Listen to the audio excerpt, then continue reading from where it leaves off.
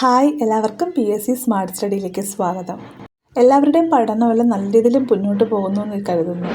ഞാൻ ഈ ഒരു യൂട്യൂബ് സ്റ്റാർട്ട് ചെയ്യാനുള്ള കാരണം എന്ന് പറയുന്നത്, ഞാൻ ഇങ്ങനെയൊരു യൂട്യൂബ് ചാനൽ തുടങ്ങാനുള്ള കാരണം നമ്മുടെ കഴിവുകളെ നമുക്ക് മുന്നോട്ട് കൊണ്ടുവരാൻ, അല്ലെങ്കിൽ നമ്മുടെ പഠനത്തെ ഒന്ന് മോട്ടിവേറ്റ് ചെയ്ത് കൊണ്ടുവരാൻ പലർക്കും പലരുടെയും സപ്പോർട്ട് ആവശ്യമായിട്ടുണ്ട്.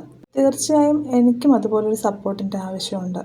അപ്പോൾ പരസ്പരം കാര്യങ്ങൾ തുറന്ന് സംസാരിക്കുവാനും നമ്മൾക്ക് കഴിയുന്ന അത്ര ഇൻഫർമേഷൻ നമുക്ക് പരസ്പരം ഷെയർ ചെയ്യാനുമായിട്ടൊരു പ്ലാറ്റ്ഫോമായിട്ട് മാത്രമാണ് ഞാൻ എൻ്റെ ഈ ഒരു യൂട്യൂബ് ചാനലിനെ കണ്ടിരുന്നത്. ഒരിക്കലും ഇത്രയും സബ്സ്ക്രൈബേഴ്സോ അല്ലെങ്കിൽ ഇത്രയും വ്യൂസൊക്കെ കിട്ടും എന്നൊന്നും ഞാൻ ഒരിക്കലും പ്രതീക്ഷിച്ചിരുന്നില്ല. ജെനുവിനായിട്ടുള്ള കാര്യങ്ങൾ മാത്രം നിങ്ങളുമായിട്ട് ഷെയർ ചെയ്യുക, അത് മാത്രമാണ് എൻ്റെ ഒരു ലക്ഷ്യം. ഇപ്പം ഞാൻ പഠിക്കാണ്ട് ഞാൻ ഇങ്ങനെ പഠിക്കുന്നു അല്ലെങ്കിൽ ഇതെല്ലാം ചെയ്യുന്നു എന്ന് പറഞ്ഞിട്ടൊരു കാര്യമില്ല. നിങ്ങളോട് ഞാൻ ഷെയർ ചെയ്യുന്നതോടൊപ്പം തന്നെ എനിക്കും അത് പ്രയോജനമാകണം എന്നുള്ള രീതിയിലാണ് പലപ്പോഴും വീഡിയോസ് നമ്മൾ പോസ്റ്റ് ചെയ്യുന്നതൊക്കെ ലേറ്റാകുന്നത്. ശരിക്കും എനിക്ക് നഴ്സിംഗ് ബാക്ക്ഗ്രൗണ്ടാണുള്ളത്. ഫാമിലി പ്രശ്നങ്ങൾ ഉണ്ടാകാത്തവരുണ്ടായില്ലല്ലോ. അപ്പോൾ അങ്ങനെ ചില കാരണങ്ങളായിട്ട് എനിക്ക് ക്ലിനിക്കൽ ഡ്യൂട്ടിയിലേക്ക് കടക്കാനായിട്ട് സാധിച്ചില്ല എന്നല്ല, 2 വർഷത്തോളം ഞാൻ ഹോസ്പിറ്റലിൽ വർക്ക് ചെയ്തിട്ടുണ്ട്. അതിനുശേഷമാണ് ഒരു ഫ്രണ്ട് വഴി ഒരു IT മേഖലയിലേക്ക് ഞാൻ തിരിഞ്ഞത്. അവിടെ ചെന്നപ്പോൾ ഒരുപാട് പേർക്ക് അവിടെ ഗവൺമെൻറ് ജോലി ലഭിക്കുന്നു, അവർ ഒരുമിച്ചിട്ട് പഠിക്കുന്നു, അങ്ങനെയുള്ള കുറേ കാര്യങ്ങളെല്ലാം എനിക്ക് കാണാനിടയായി. അന്ന് മുതലാണ് എനിക്കും ഒരു ഗവൺമെൻറ് ജോലി നേടണം, എനിക്കും പഠിക്കണം എന്നുള്ള കാര്യങ്ങൾ തോന്നിയത്. അപ്പോഴാണ് എനിക്കിങ്ങനെ ഒരു യൂട്യൂബ് ചാനൽ തുടങ്ങിയാൽ എന്താ, നമുക്ക് അറിയാവുന്ന കാര്യങ്ങൾ പരസ്പരം ഷെയർ ചെയ്താൽ എന്താ, പറയുന്ന കാര്യങ്ങൾ മറ്റുള്ളവർക്ക് മോട്ടിവേറ്റഡ് ആകുന്നുണ്ടെങ്കിൽ, അവർക്കത് ഒരു ഉപയോഗമാകുന്നുണ്ടെങ്കിൽ അതെനിക്കും ഒരു സന്തോഷമുള്ളൊരു കാര്യമാണ്. എനിക്ക് കിട്ടിയൊരു മോട്ടിവേഷൻ ഞാൻ മറ്റുള്ളവരിലോട്ട് എത്തിക്കുമ്പോൾ, അല്ലെങ്കിൽ പലർക്കും പല റാങ്ക് ഫയൽ റെഫർ ചെയ്യാൻ കഴിയാത്തവരുണ്ട്, പല യൂട്യൂബ് ചാനലുകളും പല കാര്യങ്ങളും പലർക്കും അറിയാത്തവരുണ്ട്. അപ്പോൾ അത് എങ്ങനെ അവർക്ക് പറഞ്ഞ് മനസ്സിലാക്കി കൊടുക്കാം എന്നതുകൂടിയാണ് ഞാൻ എൻ്റെ ഒരു യൂട്യൂബ് ചാനൽ കൊണ്ട് ഉദ്ദേശിച്ചത്. പിന്നെ എനിക്ക് ഒരു IT മേഖലയിലൊരു ജോലി ഉള്ളത് കൊണ്ട് കൂടുതലും എനിക്ക് ഫോക്കസ് കൊടുത്തിട്ട്, അല്ലെങ്കിൽ കൂടുതൽ സ്ട്രെസ് കൊടുത്ത് എനിക്ക് പഠിക്കാനായിട്ട് കിട്ടുന്നില്ല. അങ്ങനെ ഇരിക്കുമ്പോഴാണ് ഒരു സ്മാർട്ട് സ്റ്റഡിയിലൂടെ എങ്ങനെയാണ് PSC അപ്രോച്ച് ചെയ്യേണ്ടതെന്ന് ഞാൻ മനസ്സിലാക്കിയത്. അപ്പോൾ ഇന്നത്തെ എൻ്റെ വർക്കിനിടയിൽ ഞാൻ പഠിച്ച കുറച്ച് കാര്യങ്ങളാണ് നിങ്ങളുമായിട്ട് ഞാനിപ്പോൾ ഷെയർ ചെയ്യുന്നത്. അപ്പോൾ ഈ ഒരു PSC മലയാളം, അതായത് PSC ലളിതം മലയാളം എന്ന് പറഞ്ഞ പുസ്തകം എന്ന് പറയുന്നത് വളരെ ഉപയോഗപ്രദമായിട്ടുള്ള കാര്യമാണ്.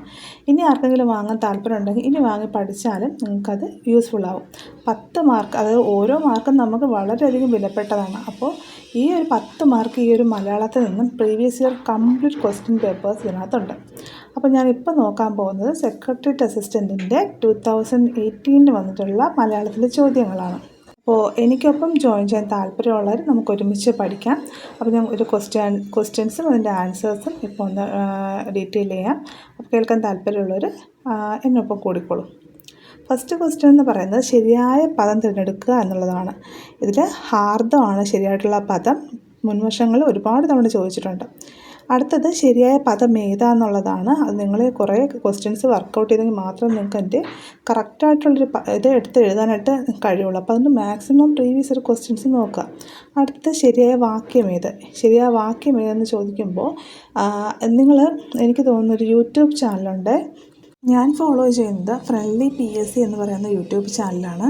എനിക്കത് വളരെയധികം ഉപയോഗപ്പെട്ട ഒരു ചാനലാണ്. പല എക്സാമുകളിലും അതിൽ ചോദിച്ചിട്ട് പല ക്വസ്റ്റ്യൻസും അതിൽ മാം പറയുന്ന പല ചോദ്യങ്ങളും എനിക്ക് വളരെയധികം യൂസ്ഫുള്ളായിട്ട്, മിക്കവാറും ഒരു 8 മാർക്കോളം എനിക്ക് മലയാളത്തിൽ നിന്ന് സ്കോർ ചെയ്യാനായിട്ട് ആ ചാനൽ എന്നെ സഹായിച്ചിട്ടുണ്ട്. അടുത്തത് ഒറ്റപ്പദമാക്കുക എന്നുള്ളതാണ്. ഇതിൽ ലൗകികം, അതാണ് ഒറ്റപ്പദമാക്കുന്നത്. ലോകത്തെ സംബന്ധിച്ചത് ലൗകികം. ശാന്തം എന്ന ശരിയായ പദം, ഇത് PSC ഡിലീറ്റ് ചെയ്ത ഒരു ക്വസ്റ്റ്യനാണ്. അതിൽ ശാന്തം എന്ന് പറയുമ്പോൾ അതിൻ്റെ വിപരീതം വരുന്നത് ഉഗ്രം എന്നാണ്. ശാന്തം എന്ന് പറയുമ്പോൾ അതിൻ്റെ വിപരീതം വരുന്നത് ഉഗ്രം എന്നാണ്. അപ്പോൾ അത് ഒന്ന് നോട്ട് ചെയ്ത് പഠിക്കും. ചിലപ്പോൾ റിപ്പീറ്റഡ് ഇനി നെക്സ്റ്റ് ചോദിച്ചാലും മതി. അടുത്തത് ലേഖകൻ എന്ന വാക്കിൻ്റെ എതിർലിംഗം. ലേഖകൻ എന്ന വാക്കിൻ്റെ എതിർലിംഗം എന്ന് പറയുന്നത് ലേഖിക എന്നാണ്. ലേഖിക, ഇത് മുൻപ് ഒരുപാട് തവണ ചോദിച്ചിട്ടുണ്ട്. ചേർത്തെഴുതുക, അതായത് ഹൃത്ത് പ്ലസ് വികാരം, ഹൃദ്യകാരം എന്നാണ്. ഞാൻ പറഞ്ഞില്ല, തെറ്റുണ്ടെങ്കിൽ ക്ഷമിക്കുക. അടുത്ത ക്വസ്റ്റ്യൻ, താഴെ പറയുന്ന പഴഞ്ചൊല്ലിൻ്റെ സാരാസ്യം എന്തെന്ന് മുറിവൈദ്യൻ ആളെ കൊല്ലും. മുറിവൈദ്യൻ ആളെ കൊല്ലും എന്നുള്ള പറയുന്നത് അല്പജ്ഞാനം ആപത്താണ്. കുറച്ച് അറിവുള്ളത് വളരെയധികം ദോഷമുള്ളൊരു കാര്യമാണ്. പിരിച്ചെഴുതുക. ക്രോധമല്ലോ നിജധർമ്മ ശേഖരം. ഇതിനെ പിരിച്ചെഴുതാനാണ് പറയുന്നത്. ആൻസറായിട്ട് വരുന്ന ഓപ്ഷൻ സി ആണ്. ക്രോധം പ്ലസ് അല്ലോ പ്ലസ് നിജ പ്ലസ് ധർമ്മ പ്ലസ് ശേഖരം. ഇതാണ് ആൻസറായിട്ട് വരുന്നത്. ലാസ്റ്റ് ക്വസ്റ്റ്യൻ എന്ന് പറയുന്നത് താഴെ പറയുന്ന കടങ്കഥയുടെ ശരിയുത്തരം ഏത്?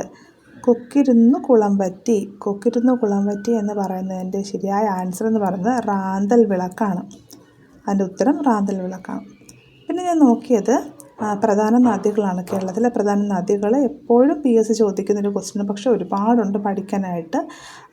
പ്രീവിയസ് ഇയർ ക്വസ്റ്റ്യൻസ് നമ്മൾ നോക്കിയിരുന്നാലും ചില ഇമ്പോർട്ടൻസ് ആയിട്ടുള്ള ടോപ്പിക്സും ഇമ്പോർട്ടൻസുള്ള പോയിൻറ്റ്സ് നമ്മൾ പഠിച്ചിട്ട് മാത്രമേ PSC എക്സാമിന് പോകാൻ പാടുള്ളൂ.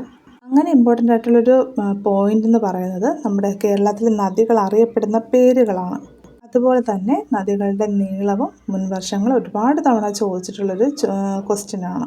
ഈ മോക്ക് ടെസ്റ്റുകൾ നമുക്ക് ഈ ഗൂഗിളിൽ സെർച്ച് ചെയ്യുമ്പോൾ കിട്ടും. അപ്പോൾ മാക്സിമം നിങ്ങൾക്ക് ഈ റാങ്ക് ഫയൽ സെർച്ച് ചെയ്ത് പഠിക്കാനായിട്ട് പറ്റാത്തവർ ഈ ഗൂഗിളിനകത്ത് നമ്മളെപ്പോഴും യൂസ് ചെയ്യുന്നതാണ് ഫോൺ. പക്ഷെ പഠിക്കുന്ന സമയത്ത് നമ്മളതൊന്ന് അതിൻ്റെ ഉപയോഗം കുറച്ചാൽ തന്നെ നമുക്ക് നല്ല രീതിയിൽ സ്കോർ ചെയ്യാനായിട്ട് സാധിക്കും. ഇത് പഠിക്കുമ്പോൾ കേരളത്തിൽ നദികളുടെ നീളം പഠിക്കുമ്പോൾ നിങ്ങൾ കിലോമീറ്റർ മാത്രമല്ല മൈൽസും കൂടി പഠിക്കുക. കാരണം മുൻ വർഷത്തെ ചോദിച്ചൊരു ചോദ്യമാണ്. പെരിയാറിൻ്റെ നീളം മൈൽസിലാണ് അവർ ചോദിച്ചത്.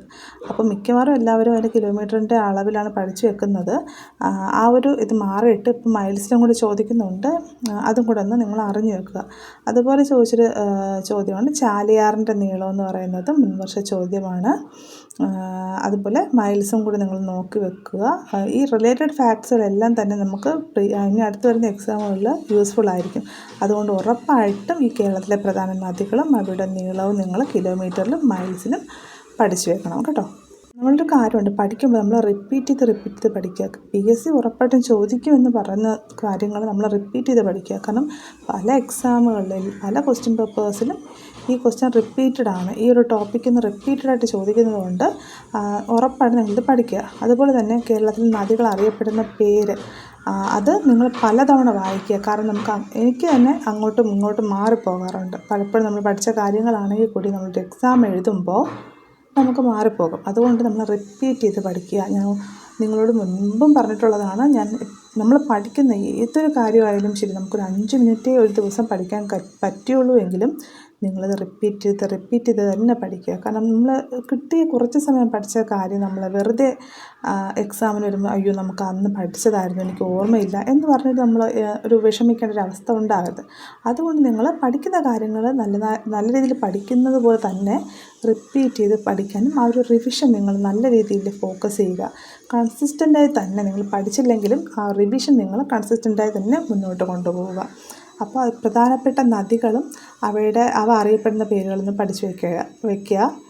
പിന്നെ ഞാൻ നോക്കിയത് നമ്മുടെ ഇംഗ്ലീഷിൽ വരുന്ന കൺഫ്യൂസിങ് വേർഡ്സാണ്.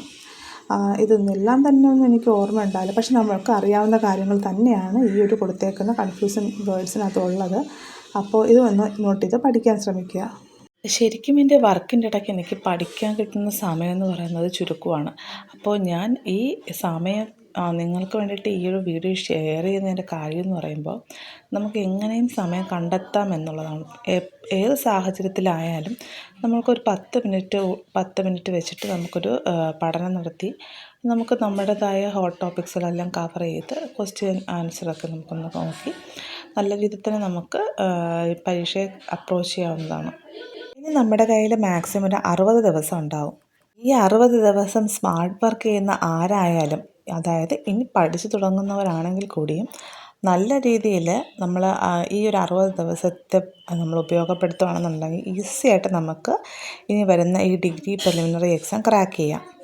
സോ നാളെ മുതൽ നമ്മൾ റിവിഷൻ സ്റ്റാർട്ട് ചെയ്യുകയാണ്. എല്ലാ ഹോട്ട് ടോപ്പിക്സുകളും കവർ ചെയ്യുന്നുണ്ട്. ഇതൊരു ടീച്ചിങ് മെത്തേഡല്ല. ഞാൻ പഠിക്കുന്ന ഹോട്ട് ടോപ്പിക്സുകളെല്ലാം ഒന്നുകൂടി ഒന്ന് ഇൻട്രൊഡ്യൂസ് ചെയ്യുക. കുറച്ച് സമയം കൊണ്ട് മാക്സിമം നമുക്ക് പഠിക്കേണ്ട കാര്യങ്ങൾ മാത്രം എങ്ങനെ പഠിച്ചു പോകാം.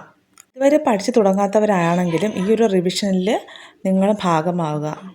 കാരണം എന്തായാലും നിങ്ങൾക്കത് വളരെയധികം യൂസ്ഫുൾ ആയിരിക്കും. കഴിവതും മാക്സിമം ഹോട്ട് ടോപ്പിക്സുകളെല്ലാം തന്നെ കവർ ചെയ്യുന്നുണ്ട്. നാളെ മുതൽ ഒരുമിച്ച് നമുക്ക് മുന്നോട്ട് പോകാം.